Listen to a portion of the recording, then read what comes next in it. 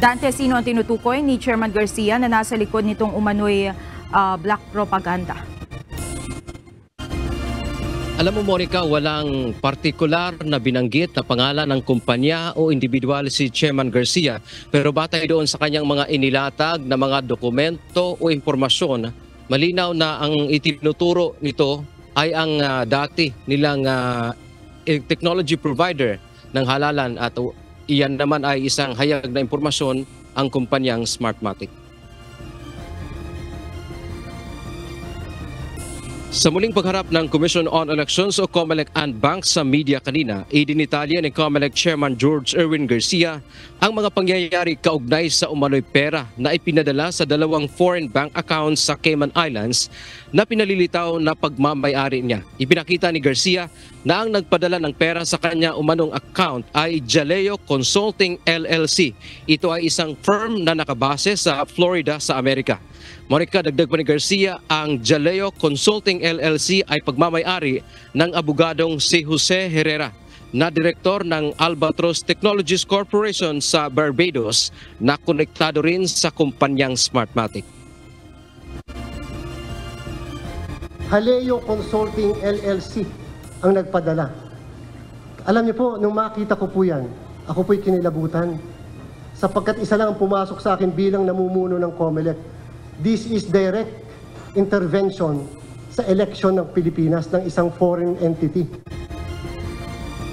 Ang ipinagtataka pa ni Garcia ang address ng opisina ng kumpanyang ito at ng Smartmatic sa Barbados ay pareho at si Herrera din anya ay abogado ng Smartmatic at biyanan ng isa sa may-ari ng kumpanya.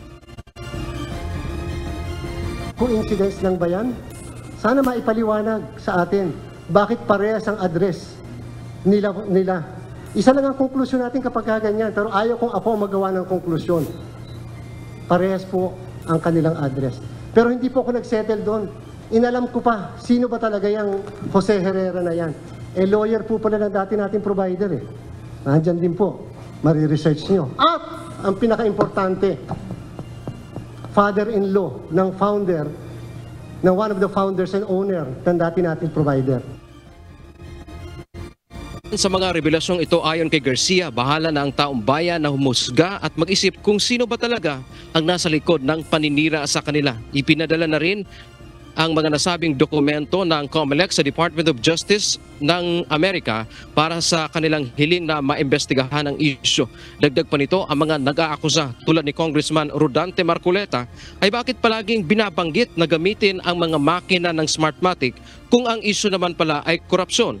Kaya naman bukas si Garcia na maghahain ng reklamo sa Ethics Committee ng mababang kapulungan ng Kongreso kapag natapos na ang investigasyon ng NBI at AMLAC sa isyong ito. Sagot naman ni Marcoleta, kung may basehan niya si Garcia ay gawin niya. Ngayon kung sinasabi niya na parang sinabi niya yata peke yung mga pinresent naming mga transaction records, then it's up to the gateway payment subsidiary of JP Morgan Chase and Company. Bakit ako yung tinutuntun niya na okay kung meron siyang ground na mag-file ng ethics complaint, kung palagay niya tama yung gagawin niya. We are in a democracy, why don't he do it?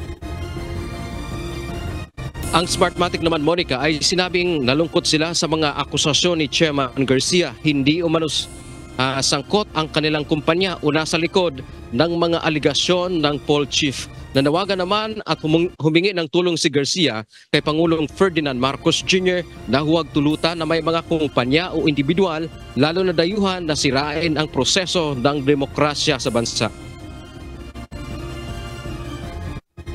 Sana po matulungan tayo na yung mga gantong tao, entities, hindi makapamayagpag sa ating pong lipunan. Alam niyo po, ito po'y isang banta sa ating demokrasya, ang pakikialam ng isang foreign entity sa ating halalan. Samantala sa mga pinuno naman o pinuno ng Kamara at Senado, pakiusap din ng Paul Chief na sana huwag magamit ang kanilang institusyon para magpakalat ng maling impormasyon. Sana po huwag tayong papayag na ang ating pong mga opisina at mga institusyon ay magagamit upang maghasik ng mga kasinungalingan, pag magbintang sa mga tao at manira ng puri ng iba. Monica, pagkatapos nga nitong mga revelasyon ni Garcia, ang kanyang paniniwala, ito ay magdudulot ng banta sa kanyang buhay at gayon din sa kanyang pamilya. Pero magkagayon pa man, ang kanyang gusto ay masabi niya ang lahat. At pagkatapos nga nito, Monica, ay hindi na sila sasagot pa ng anumang aligasyon o kahalintulad na aligasyong ibinabato ngayon sa kanila. Yan muna ang ating update mula dito sa Maynila. Balik sa Monica. Maraming salamat, Dante Amento.